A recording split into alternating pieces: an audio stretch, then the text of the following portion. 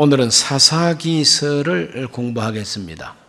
이 사사기서의 이 주제를 하나님이 세우신 사사들, 이렇게 제목을 정했습니다. 따라합시다. 하나님이 세우신 사사들. 이 사사가 무엇이냐? 사사라고 하면은 한문으로는 선비사자가 나오고 서성자자가 나옵니다. 그러므로 백성들을 잘 가르치고 인도하는 지도자라고 하는 뜻입니다. 그런데 이 사사라고 하는 히브리 말은 쇼페팀이고, 이 쇼페팀을 영어로 번역할 때는 judges, 재판관, 재판하는 사법관, 이렇게 번역을 했습니다. 하나님께서 사사를 세우신 목적이 무엇이냐면은 사사기 2장 16절에 야훼께서 사사들을 세우사 노략자의 손에서 그들을 구원하게 하셨으니 그랬어요. 노략하는 자들은 도둑놈들이죠. 강도들이죠. 또 나라를 침략해 들어온 적들입니다. 대적들입니다. 이것을 다 막아내고 독립전쟁을 하고 해서 나라를 평안하게 안전하게 유지할 수 있도록 인도하는 지도자들이라고 하는 뜻인 것입니다. 그래서 이 사사들이 하는 주 업무가 무엇이냐? 무엇보다도 전쟁을 통해서, 독립전쟁을 통해서 이스라엘의 독립 주권을 회복시키는 것, 이것이 바로 구원입니다. 역사적 구원은 독립하는 것입니다. 대한민국은 과거에 일제강점기 시대가 있었습니다. 36년이라 그러죠. 이 강점기 시대에는 주권이 우리에게 없습니다. 주권이 일본 천황한테 다 있습니다. 그러므로 이 조선은 완전히 주권을 빼앗긴 겁니다. 상실한 겁니다. 그래서 일본이 시키는 대로 살지 아니하면 우리가 목숨을 부지할 수가 없는 그런 시절이었어요. 그런데 이것을 어떻게 하든지 독립운동을 해가지고 주권을 다시 되찾아가지고 우리나라의 운명은 우리가 결정한다. 그래서 나라를 다스려 나가는 이 주권이 회복되는 거, 이걸 가리켜서 광복이라 그럽니다. 광복. 이 광복이라고 하면은 글자 그대로 말하면은 빛을 다시 찾았다는 뜻이 됩니다. 빛을 다시 찾았다는 것이 뭐냐? 내 눈을 가지고 밝히 볼 수 있는 것처럼 우리 대한민국 주권을 다시 회복했다, 이제 이 뜻인 것입니다. 그러므로 이 사사들은 다 독립대장들입니다. 독립운동의 대장들이 사사들이에요. 그래서 적들을 물리치고 그 다음에는 백성들을 재판을 잘해서 잘 다스리면서 나라를 평온하게 이렇게 안정되게 하는 그 일이 사사들의 일이었던 것입니다. 이 사사들은 어느 시대에 활동을 했는가 하면은 출애굽을 하고 40년 동안 광야 생활을 했지 않습니까? 그러므로 출애굽을 한 연대가 BC 1446년입니다. 그러면 1446년에 그들이 출애굽을 하고 40년 광야 생활을 했다면은 가나안 땅에 들어간 해가 언제냐? 바로 1406년이 되지요. 16년 동안 정복 전쟁을 하고 땅을 분배했어요. 그러다 보니까 16년을 갖다가 또 정복 전쟁한 시기를 이제 빼고 나면은 그 얼마가 남습니까? 바로 이제 그때부터 여호수아가 죽고, 여호수아가 죽고 난 다음에 사울 왕, 즉 사사가 맨 나중 사사가 사무엘인데, 사무엘이 사사 시대를 끝내고 왕정 시대로 만들었어요. 초대 왕이 사울입니다. 초대 왕 사울이 왕으로 취임한 연대를 1050년, BC 1050년으로 그렇게 추정을 합니다. 뭐 정확한 기록이 없으니까요. 그러다 보면 한 300년 동안 활동한 내용들이 바로 사사기에 나오는 내용이다, 이렇게 이제 보게 됩니다. 이 사사기에 나오는 사사들은 총 12명이 나옵니다. 12명의 사사가 나옵니다. 사무엘이 마지막 사사인데 사사기 안에는 사무엘이 없어요. 사사기 끝나고 난 다음에 사무엘상 등장합니다. 그럴 때 사무엘이 어린 시절을 하나님의 성막에서 보내고 나중에 나이가 한 30 되었을 때부터 그가 사사가 돼가지고 블레셋으로부터 나라의 주권을 회복시킵니다. 독립운동해가지고. 그래서 나라를 다스리다가 백성들이 우리도 왕을 세워달라고 요청합니다. 그래서 마지못해서 하나님께 기도했더니 백성들이 요구하는 대로 왕을 세워주라고 했습니다. 그래서 처음으로 뽑아 세운 왕이 사울 왕입니다. 사울 왕이 등극할 때까지가 이제 사사시대인 것이죠. 그런데 애굽에도 왕이 있고 바로가 왕이죠. 애굽 왕. 메소포타미아, 지금 말하면은 저 북쪽 지역의 그 바벨론 지역, 시리아 지역, 여기도 왕이 있었어요. 메소포타미아. 그 다음에 주변에 있는 암몬과 모압에도 왕이 있었어요. 남쪽으로 저 미디안에도 왕이 있었어요. 이렇게 왕들이 있는데 하나님께서는 사사시대 그 300년 동안 왕이 없습니다. 이스라엘은 왕이 없는 그 시대를 300년 이상 출애굽을 하고 난 그 이후 한 350년, 400년 동안에 왕이 없습니다. 왕이 없으면 무질서했느냐? 아닙니다. 왕이 없어도 아무 상관이 없었어요. 왜? 왕이 없어도 법이 있으니까, 헌법이 있으니까. 무슨 헌법이냐? 모세를 통해서 주신 하나님의 율법이 있다 이 말이죠. 또 땅에서 어떻게 살아가야 된다고 하는 사회법이 다 있고 하나님께서 세우신 인간관계법이 다 있고 그러다 보니까 하나님이 주신 법을 지키고 살면 왕이 없어도 괜찮습니다. 왕이 있다면 어떤 사회 현상이 일어나느냐 하면 왕이 주인입니다. 왕이 주인이요. 그러므로 백성들은 왕의 백성이 되어가지고 왕이 죽이면 죽어야 되고 왕이 살리면 살아야 됩니다. 그리고 왕 앞에 세금을 내야 됩니다. 무거운 세금을 왕 앞에 내야만 됩니다. 그래서 하나님은 이스라엘 백성들이 가나안 땅에 들어가가지고 왕이 없어도 세금 없이, 왕이 없어도 세금 없이 12지파가 땅을 골고루 분배받았잖아요. 자기가 받은 그 땅에서 농사 짓고 목축업을 하고 해서 그냥 잘 먹고 잘 살도록 하나님께서 그들을 왕이 없는 시대를 살게 했다는 거예요. 왕이 없는 시대는 무질서가 아닙니다. 왕이 없는 시대는 하나님의 말씀이 질서예요. 질서, 법입니다. 그러니까 하나님만 순종하면은 왕이 없어도 얼마든지 행복하게 살 수 있는 체제가 바로 사사시대인 것입니다. 이렇게 하나님이 자유를 최대한 누리게 하여 주시고 또 그들 사유재산 하나님께서 다 허락해 주시는 겁니다. 자기가 힘껏 일한 대로 자기가 부자가 될 수도 있는 것입니다. 이런 식으로 하나님이 고대 사회에 다른 나라에서 찾아볼 수 없는 토지법을 하나님이 주시고 나중에 50년이 되면 다시 토지가 원주인에게로 돌아가는 희년 제도를 만들고 이러다 보니까 사회 불평과 불만이 없는 겁니다. 그런 시대를 하나님이 허락하셨는데 문제는 뭐냐 하면은 하나님의 법을 지키지 않는 게 문제였어요. 이것 때문에 그들은 또다시 자유를 잃고 억압을 당하고 그랬던 겁니다. 하나님이 그렇게 될 줄을 아시고 하나님께서는 그 백성들을 훈련시키기를 원하셔가지고 가나안 땅을 정복할 때에 정복하지 못한 그 족속들이 많아요. 그 원주민들을 100% 다 쫓아낸 것도 아니고 죽인 것도 아닙니다. 그냥 같이 살 수밖에 없었어요. 같이 살 수밖에 없고 그 주변 나라들도 아직까지 다 건재하고 있는 겁니다.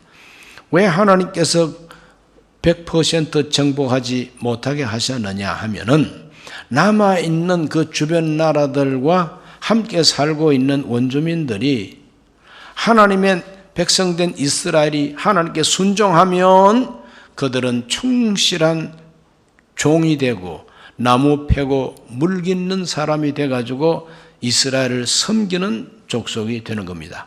그런데 이스라엘이 하나님 말씀을 버리고 오히려 그 사람들의 귀신을 숭배하고 그 사람들의 신을 숭배하고 이렇게 되면은 오히려 그들이 옆구리에 가시가 되게 하고 주변에 있는 나라들은 몽둥이가 되게 해가지고 하나님의 택한 백성들을 두들겨 패고 주권을 빼앗고 억압하고 그렇게 되는 겁니다.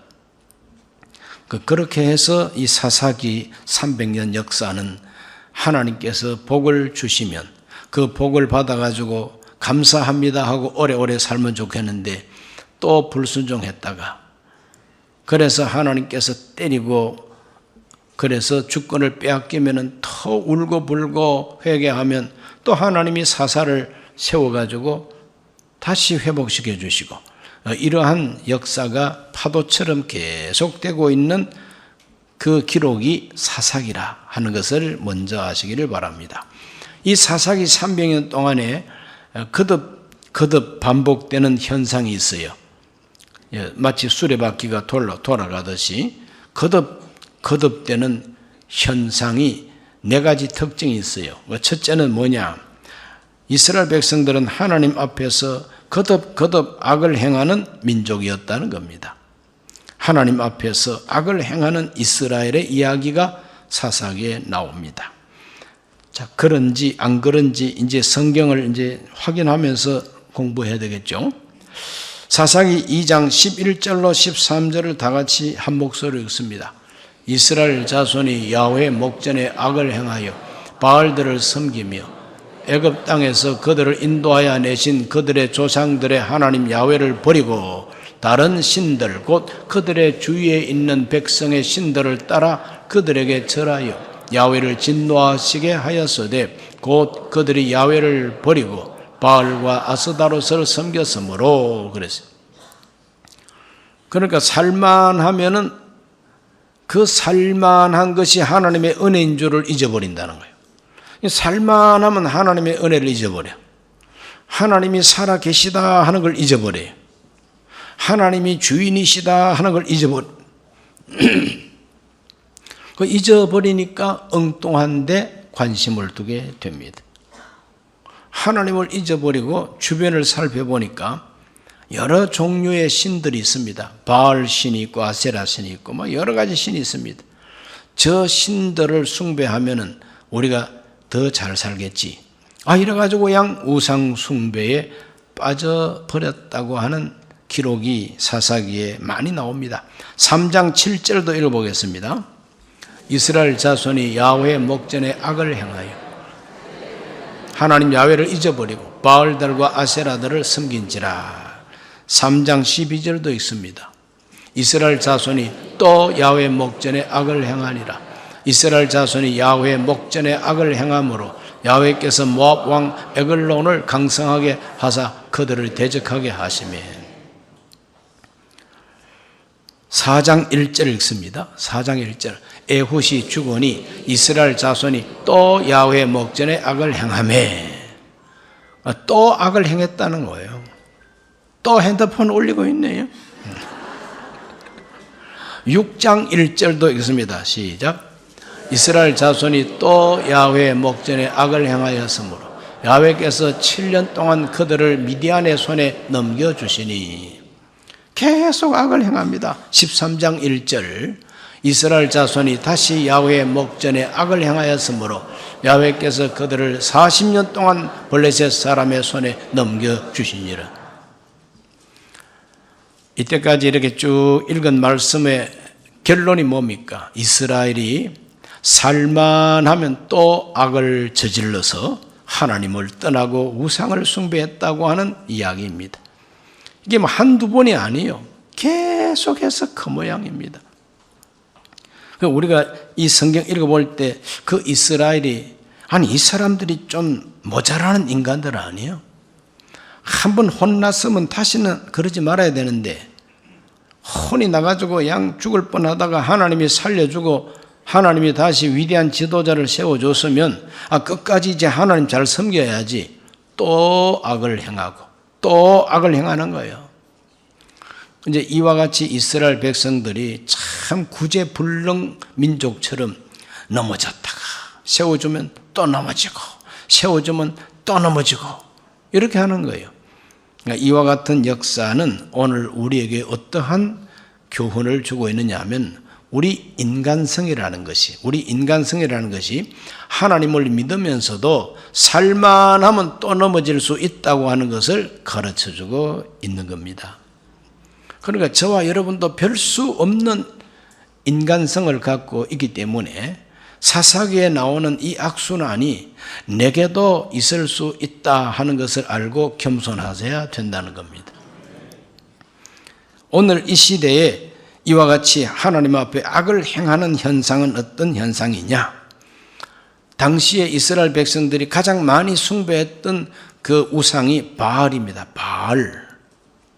이 바알이라고 하는 이 우상은 요즘 현대말로 번역을 하면 뭐가 되느냐 하면은 경제적인 부요입니다. 경제적인 부요. 그리고 형통입니다. 만사형통. 이것이 바알입니다. 바알. 바알은 농사가 잘 되게 해서 많은 소유를 가지게 해주고, 자식들도 번성해가지고 많은 자식들을 낳고 모든 일이 다 형통하게 해준다고 하는 이 종교가 바알 종교인 것입니다. 그 바알 종교는 그들의 그 바알 신을 숭배하는 그 종교 의식 속에 뭐가 들어있느냐 하면은 바알 신과 바알 신의 그 부인되는 신이 아세라입니다. 바알과 아세라. 그래서 이 남자 신 바알과 여자 신 아세라를 그 신전에다가 이렇게 세워놓고 그 신들이 내려다보는 바로 그 신전 안에서, 그 신전에서 전국적으로 미인 대회를 열어가지고 아주 이쁘고 잘난 그런 여자들을 다 이렇게 뽑아가지고 좋은 옷을 입히고 아주 향긋한 향수를 뿌리게 하고, 그래서 바알 신에게 숭배하러 오고 제사 드리러 오면은 그 신전에 있는 그 여자들과 아주 진탕 놀게 합니다. 그는 기분 좋게 놀다가 집에 가는 거예요. 그러니까 음란을 방조하는 종교가 바알 종교인 것입니다. 이것이 오늘 이 시대 현대에 그대로 남아있는 것이 뭐냐? 입으로 바알이여 이렇게 말을 안 해도 사람의 생각 속에 돈이 제일이다, 쾌락이 제일이다, 형통해서 내가 권력을 가지는 것이 최고다. 그래서 돈과 권력과 쾌락, 이것이 바로 오늘 이 시대에 인간이 가진 탐욕이요, 이 시대의 현대 종교인 것입니다. 돈 준다면은 뭐 양심도 팔고 몽땅 다 팔아 넘길 수 있죠. 권력을 위해서라면은 모든 걸 다 희생합니다. 이와 같은 시대가 오늘 우리의 시대인 것입니다. 그러므로 현대인들도 예수 믿는다고 하면서도 권력과 돈과 이 쾌락, 이것 때문에 그게 두루 빠지면은 바로 바알 우상 숭배하는 자들이다. 이렇게 하나님은 내려다보고 계신다 이 말이죠. 말세 고통하는 때가 온다고 사도 바울이 예언을 했습니다. 디모데후서 3장 1절로 5절을 다 같이 읽습니다. 너는 이것을 알라. 말세 고통하는 때가 이르러 사람들이 자기를 사랑하며 돈을 사랑하며 자랑하며 교만하며 비방하며 부모를 거역하며 감사하지 아니하며 거룩하지 아니하며 무정하며 원통함을 풀지 아니하며 모함하며 절제하지 못하며 싸나우며 선한 것을 좋아하지 아니하며 배신하며 조급하며 자만하며 쾌락을 사랑하기를 하나님 사랑하는 것보다 더하며 경건의 모양은 있으나 경건의 능력은 부인하니 이 같은 자들에게서 네가 돌아서라. 이것이 말세 문화 현상입니다.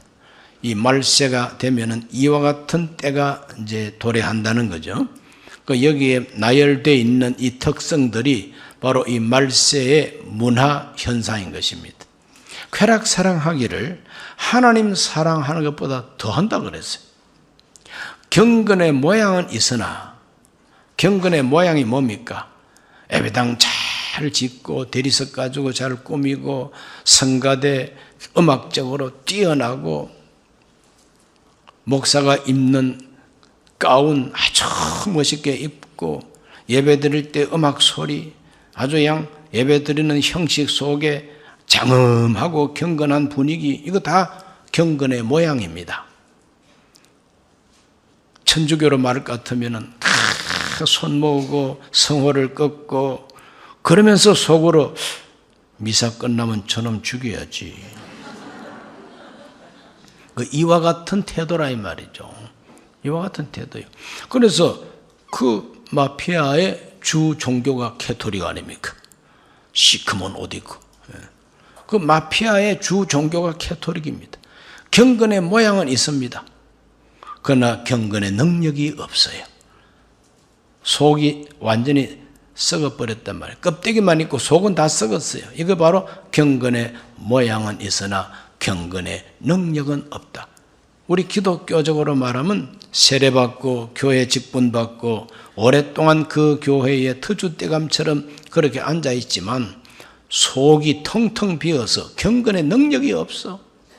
본인이 되지 못해. 오래된 신자일수록 그래 될 수가 있다는 거죠.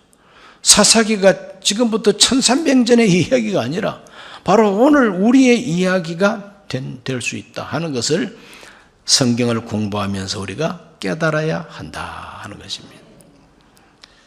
두 번째로 특성은 뭐냐? 이렇게 하나님을 떠나서 악을 행하면 하나님이 가만 보고만 계시지 아니하고 진노하신다. 하나님의 진노가 나옵니다.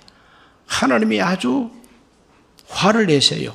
하나님이 가만두지 아니하고 심판하신다 이 말입니다. 사사기 2장 14절에서 15절 다 같이 읽습니다. 야훼께서 이스라엘에게 진노하사 노략하는 자의 손에 넘겨주사 그들이 노략을 당하게 하시며 또 주위에 있는 모든 대적의 손에 팔아 넘기시며 그들이 다시는 대적을 당하지 못하였으며 그들이 어디로 가든지 야훼의 손이 그들에게 재앙을 내리시니 곧 야훼께서 말씀하신 것과 같고 야훼께서 그들에게 맹세하신 것과 같아서 그들의 괴로움이 심하였더라. 괴로움이 심하였더라. 왜? 하나님이 팔아 넘겨버렸다는 거죠. 그 이웃에 있는 다른 강한 족속들에게 이스라엘을 팔아 넘겨버렸다는 거예요. 하나님이 넘겨버리니까 이스라엘이 자기 스스로가 안 넘어지려고 아무리 애를 써도 하나님이 잡아뜨리는데 도리가 없어요. 그대로 그들은 패배할 수밖에 없고 어디로 가든지 하나님이 재앙을 내렸다 그랬어요. 동으로 가도 재앙이요, 서로 가도 재앙이요. 아무데도 피할 길이 없어 재앙을 만나서 괴로움이 심하였더라. 이게 하나님이 진노하신 결과가 됩니다. 사사기 2장 17절을 읽습니다. 그들이 그 사사들에게도 순종하지 아니하고 오히려 다른 신들을 따라가 음행하며 그들에게 절하고 야훼의 명령을 순종하던 그들의 조상들이 행하던 길에서 속지 치우쳐 떠나서 그와 같이 행하지 아니하였더라. 그들의 조상들은 하나님 잘 섬기고 믿음을 똑바로 가지고 가나안 땅을 정복했습니다. 가나안 땅 정복할 때 여호수아와 함께 그 전쟁했던 그들의 조상들은 위대한 믿음의 사람들이었다는 겁니다. 그러나 그 후손된 사람들은 그 조상들 같이 하나님께 순종하지 아니하고 음란하고 우상숭배에 빠졌더라고 성경이 해석하고 있는 것이죠. 그래서 저와 여러분들도 우리 한국 기독교의 조상들 참 믿음 좋은 분들이 많았지 않습니까? 일정 시대를 거치면서 순교하면서도 믿음을 지켜오신 분들이 얼마나 많습니까? 그런 분들과 그 믿음이 같지 아니하고 우상 숭배에 빠졌더라. 이제 살만하고 세계에서 경제 대국이 되고 뭐 이러니까 이게 웬일이냐, 이게 웬 돈이냐. 그래서 온 세계로 돈 쓸어 댕기는 치맛바람 그리고 남자의 넥타이 바람이 온 세계를 휩쓸고 있다. 그 여행 다니고 하는 사람을 욕하려고 하는 것이 아니고 이런 현상이 오늘 우리가 경험하고 있다는 겁니다. 하나님이 진노하시면 이 모든 성공이 하루아침에 거품이 된다 하는 것을 성경이 예고해주고 있다는 것을 잊지 말게 되시기 바랍니다. 따라합시다. 어디로 가든지 하나님이 재앙을 내리셨다. 그러니까 괴롭죠. 정복하지 못한 원주민들과 그 주변 나라들을 하나님께서 사용하셔가지고 이스라엘을 갖다가 패망시키게 됩니다. 그 정복하지 못한 원주민들과 주변 나라들의 역할이 뭐냐? 하나님의 섭리 속에 그들의 역할이 뭐냐? 사사기 3장 4절을 다 같이 읽습니다. 남겨두신 이 이방 민족들로 이스라엘을 시험하사 야훼께서 모세를 통하여 그들 조상들에게 이르신 명령들을 순종하는지 알고자 하셨더라. 하나님이 하나님 말씀을 순종하는지 알고자 하셨더라. 바로 가르치기 위해서 그 사람들을 하나님이 실패하게 하지 않고 가만히 두었다가 이스라엘이 죄 지으니까 모압을 들어 때리기도 하고 암몬을 들어 때리기도 하고 메소포타미아를 들어서 때리기도 하고 뭐 이러는 것입니다. 그걸 하나님이 몽둥이로 사용하는 거죠. 하나님이 채찍으로 사용하는 겁니다. 그래서 그 백성들로 하여금 모세를 통해서 주신 하나님의 말씀을 순종해야만 우리에게는 희망이 있구나 하는 것을 교육시키는 것이라는 겁니다. 그러므로 하나님은 진노 중에도 긍휼을 잊지 아니하신다. 화가 났다고 해서 다 때려 부수면 안 되잖아요. 그래서 지혜로운 사람은 집에서 막 부술 때도 값이 안 나가는 걸 부숩니다. 집에서 값이 안 나는 걸 보세요. 그러니까 무지 몽매하고 병신 같은 인간은 값 나가는 걸 다 부셔버려요. 조상 때부터 물려받은 골동품 와장창 깨버리고 이럽니다. 그건 무식한 인간이 이제 그래요. 그러나 지혜로운 사람은 절대로 값 나가는 걸 안 부수고 값싼 걸 부수면서 화풀이를 합니다. 우리 하나님이 바로 그런 분이에요. 하나님께서 이스라엘을 냅다 때리더라도 죽으라고 때리는 것이 아니라 깨달아라고 때리는 거예요. 훈계하시는 거예요. 너 왜 모르니 이 녀석아. 종아리 걷어 때리면서 깨달아라 이거죠. 모세를 통해서 내가 준 명령이 뭐냐 이 녀석아. 모세를 통해서 내가 우상 숭배하지 말라 했냐 안 했냐. 그래서 우상 숭배하다가 된통양 종아리를 맞는 것이 이스라엘 하나님의 진노라 이 말이죠. 그러므로 진노 중에도 긍휼을 잊지 아니하시고 그 백성을 가르치는 하나님, 그 하나님을 사사기를 통해서 우리가 발견하게 되는 것입니다. 여러분 참 하나님 좋으신 하나님이시죠? 우리가 하나님을 닮았다. 우리가 하나님을 닮았다 그러면 집에서나 어디서든지 화가 나더라도 교훈을 주고 화가 나더라도 진리를 증거하도록 그렇게 돼야 되는 것입니다. 꼭 배우게 되시기를 바랍니다. 세 번째, 이스라엘 백성들은 하나님께 매를 맞고 하나님께 회개하고 부르짖게 됩니다. 그래서 하나님께 부르짖는 이스라엘을 사사기를 통해서 만나게 됩니다. 사사기 3장 9절을 읽어볼까요? 이스라엘 자손이 야훼께 부르짖으매 야훼께서 이스라엘 자손을 위하여 한 구원자를 세워 그들을 구원하게 하시니 그는 곧 갈렙의 아우 그나스의 아들 온니엘이라. 갈렙의 조카지요. 갈렙의 아우의 아들이니까 이제 조카입니다. 그 갈렙의 조카를 첫 번째 사사로 이제 세웠다고 성경이 말합니다. 그 백성들이 부르짖으니까 구원자를 세워줬죠. 그리고 6장 6절도 읽어봅니다. 6장 6절 이스라엘이 미디안으로 말미암아 궁핍함이 심한지라 이에 이스라엘 자손이 야훼께 부르짖었더라. 그러니까 하나님이 진노하시고 하나님께서 그들을 때리실 때에 이스라엘 백성들은 하나님 앞으로 돌아오는 회개의 역사를 만들었다는 거죠. 아, 우리가 잘못했다. 우리가 하나님을 떠났구나. 다시 하나님을 찾고 하나님께 부르짖는 백성이 됐다는 거죠. 참 다행스럽죠. 그들이 역사 속에서 환난을 당하고 패망하고 그랬을 때 하나님이 우리를 이렇게 대우하셔? 어디 두고 보자. 절대 이제 다시는 하나님 안 믿을 거야. 그러고 끝까지 고집 피우고 하나님을 떠나버리면 어떻게 됩니까? 하나님께서 그래 떠나가라. 떠나가는 김작가처럼 가. 떠난 다음에 가. 안 떠나는 사람들만 하나님이 모아가지고 자기 백성 삼으신 겁니다. 이걸 아셔야 돼요. 우리가 하나님 버리면 하나님 우리를 버립니다. 우리가 하나님께 안 돌아오면 하나님께서도 안 돌아오십니다. 성경은 계속 그걸 말하고 있어요. 그런데 감사하게도 이스라엘 백성들은 매를 맞았을 때 하나님께 부르짖었다 그랬어요. 부르짖는다는 게 뭡니까?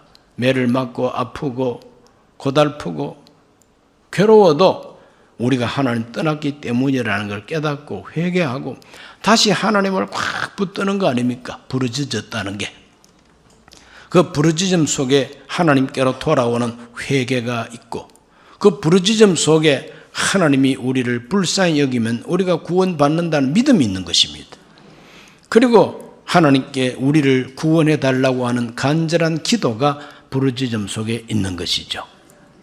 회개가 있고 믿음이 있고 기도가 있는 겁니다. 이것이 부르짖음이요. 이 부르짖음 속에 이런 것들이 꽉 들어가 있단 말입니다. 그래서 우리 하나님이 그들을 구원해 주는 역사가 일어나게 하십니다.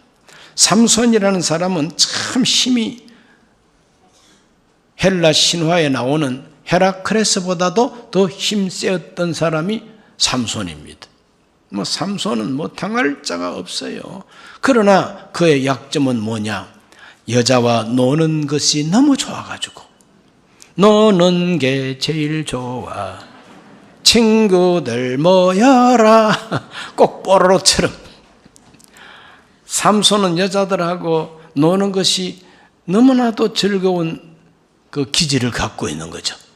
그러다 보니까 참 들릴라라고 하는 여자에게 빠져버렸습니다. 그래서 그 무릎을 베고 잠자기를 좋아하고 그러다가 하나님과의 약속, 하나님과 약속이 뭡니까? 태어날 때부터 낫실인으로서 머리카락을 베지 않겠다. 독주를 마시지 않겠다. 이것들이 하나님과 약속한 낫실인의 언약인데 그만 여자하고 놀아나면서 술 마시고 그리고 자기 머리카락 베에 가도록 무릎팍 베고 드릉드릉 잠을 잤으니 그 머리카락 베기가 얼마나 좋습니까? 무릎팍 베고 잠자니까. 이제 머리카락 싹 자르고 난 다음에 그 다음에는 블레셋 용사들이 와서 싸우자고 달라들 때에 삼손이 전에처럼 힘쓸 줄 알고 으라차차차 하고 일어났는데 힘이 쭉 빠져버린. 아무 힘도 없어. 졸장부가 됩니다. 그래서 삼손을 잡자마자 두 눈알을 뽑아버렸다 그러지. 눈알을 뽑아버리니까 싸울 수도 없어요. 남아있는 힘 가지고는 맷돌 돌리는 소처럼 맷돌 가는 노예가 되어버리고 만 겁니다. 삼손이 깨달았습니다. 내가 하나님과 언약을 깨뜨리고 타락하고 술 마시고 여자 무릎 팍 베고 잠자기를 좋아했더니 하나님이 나를 떠나셨구나. 이걸 깨달았습니다. 깨닫고 그때부터 다시 머리카락을 기르면서 하나님께 기도하기를 시작합니다. 사사기 16장 28절로 30절 삼손이 야훼께 부르짖어 이르되 주 야훼여 구하옵나니 나를 생각하옵소서. 하나님이여 구하옵나니 이번만 나를 강하게 하사 나의 두 눈을 뺀 블레셋 사람에게 원수를 단번에 갚게 하옵소서 하고 삼손이 집을 버틴 두 기둥 가운데 하나는 왼손으로 하나는 오른손으로 껴 의지하고 삼손이 이르되 블레셋 사람과 함께 죽기를 원하노라 하고 힘을 다하여 몸을 굽히매 그 집이 곧 무너져 그 안에 있는 모든 방백들과 온 백성에게 덮이니 삼손이 죽을 때에 죽인 자가 살았을 때 죽인 자보다 더욱 많았더라. 그러다 영화로 나와 있는 이야기입니다. 그래 삼손을 유혹했던 들릴라도 그날 죽었어요. 어떻게 압니까? 안 봐도 압니다. 안 봐도 알지. 그 삼손을 아주 그냥 그렇게 노예로 부리고 그럴 때 블레셋 왕이 들릴라를 불러서 그대가 저 이스라엘의 용사를 잡게 한 1등 공신이 아니냐. 내 곁에 와가지고 술 마셔라. 그 연회석에 분명히 왔겠죠. 그럴 때 삼손이 죽기를 각오하고 하나님께 기도했더니 집이 확 무너지니 뭐 블레셋 왕이고 뭐 들리려고 만 들리려고 막 다 죽고만 해. 부르짖다 하는 것이 이렇게 중요한 겁니다. 삼손이 비록 하나님 앞에 범죄하고 눈 빠지고 맷돌 가는 종이 되었으나 그 종이 된 상태 속에서도 회개하고 하나님께 부르짖으니까 하나님이 다시 힘을 주셔가지고 승리하게 해 주신 하나님. 그래 부르짖음이 중요하다 이 말이죠. 오늘 저와 여러분도 부르짖는 믿음의 사람이 되어야 합니다. 네 번째 현상이 뭐냐? 부르짖을 때 하나님이 그들을 구원해 주셨다. 하나님의 구원입니다. 사사기 3장 9절을 다 같이 읽습니다. 이스라엘 자손이 야훼께 부르짖으매 야훼께서 이스라엘 자손을 위하여 한 구원자를 세워 그들을 구원하게 하시니 그는 곧 겔랍의 아우 그나스의 아들 온니엘이라. 3장 15절 이스라엘 자손이 야훼께 부르짖으매 야훼께서 그들을 위하여 한 구원자를 세우셨으니 그는 곧 베냐민 사람 게라의 아들 왼손잡이 에굿이라. 그를 통하여 모압 왕 에글론에게 공물을 바칠 때에 이 왼손잡이 에굿이 공물 바칠 때 가가지고 그 왕을 암살하게 됩니다. 자, 이렇게 하나님은 부르짖는 백성들을 위해서 구원자를 세웠다고 말합니다. 이 구원자가 바로 사사예요. 구원자가 사사입니다. 구원자. 이 구원자를 하나님이 세울 때 반드시 그 구원자들에게 하나님께서 어떠한 역사를 일으키느냐? 하나님의 영을 부어주셨다 그래요. 구원자는 반드시 하나님의 영을 받아야 구원할 수가 있었습니다. 사사기 3장 10절 말씀에 야훼의 영이 그에게 임하셨으므로 그가 이스라엘 사사가 되어 나가서 싸울 때에 야훼께서 메소포다미아 왕 구산 리사다임을 그의 손에 넘겨주심에 온니엘의 손이 구산 리사다임을 이기니라 그랬어요. 6장 34절도 있습니다. 야훼의 영이 기드온에게 임하시니 기드온이 나팔을 불매 아비에셀이 그 뒤를 따라 부름을 받으니라. 하나님의 영이 임했다고 하는 게 핵심입니다. 11장 29절 이에 야훼의 영이 입다에게 임하시니 입다가 길앗과 므낫세를 지나서 길앗의 미스베에 이르고 길앗의 미스베에서부터 암몬 자손에게로 나아갈 때 이겼다 그랬어요. 사사기 14장 6절입니다. 야훼의 영이 삼손에게 강하게 임하시니 그가 손에 아무것도 없이 그 사자를 염소 새끼를 찢는 것 같이 찢었으니 그는 자기가 행한 일을 부모에게 알리지 아니하였더라. 삼손이 맨손으로 사자를 확 찢어버린 그 이야기를 성경에 기록할 때에 삼손에게 그 힘이 어디서 나왔느냐? 삼손의 힘의 출처는 하나님의 영이 임했기 때문이야 그래. 하나님의 영이 임하면은 어떠한 대적이라도 다 이길 수 있는 그런 힘과 지혜를 하나님이 주셨다는 것입니다. 그러므로 구약시대 사사들은 예수 그리스도의 그림자입니다. 왜? 그들의 역할이 구원자 역할이니까. 오늘 이 시대에 우리를 구원하시는 구원자가 누굽니까? 예수 그리스도입니다. 예수라고 하는 이름 뜻이 우리의 구원자라는 뜻입니다. 구원자. 그리스도는 하나님이 기름을 부었다. 즉 하나님의 영을 부었다 이 말입니다. 예수 그리스도 하나님이 영을 부어서 기름을 부어서 우리 구원자로 세웠다고 하는 말 뜻이 예수 그리스도인 것입니다. 그 앞에 글자 하나 더 붙이면 주 예수 그리스도, 하나님이 우리의 사사로 세웠다 이 말입니다. 믿어지시면 아멘 합시다. 그러므로 우리들은 예수 그리스도와 함께하면 이깁니다. 예수 그리스도와 함께하면 이깁니다. 내 이름으로 귀신을 쫓아낸다 그랬죠. 병든 사람에게 손을 얹은 적 나으리라 그랬지 않습니까? 독을 마셔도 해를 받지 아니한다 그랬습니다. 뱀을 집어 올린다 그랬어요. 오늘 우리 모두는 다 예수 그리스도와 하나가 될 때에 나에게 구원의 역사가 일어난다는 겁니다. 믿어지시기를 바랍니다. 오늘 복음을 전하는 저와 여러분 모두 사사처럼 하나님 앞에 기름 부음을 받고 또 한 사람의 영혼을 구원할 수 있어야 되겠습니다. 어떻게? 하나님의 영이 임해야 된다는 거예요. 사도행전 1장 4절과 5절을 읽어봅니다.